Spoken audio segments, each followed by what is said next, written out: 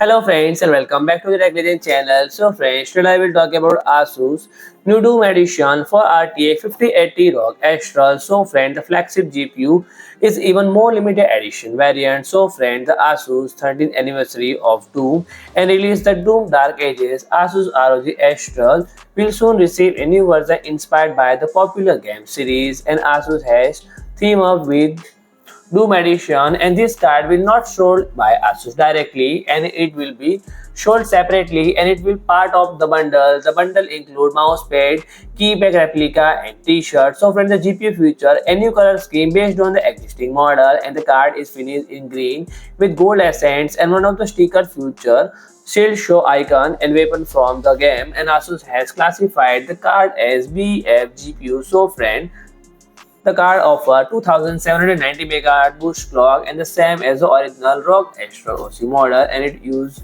RTX 5080 specification, which means in 16 GB of GDDR7 memory, clock at 30 Gbps. So friend, if you like my video, please do like, share and comment, and don't forget to subscribe my channel and press the bell icon.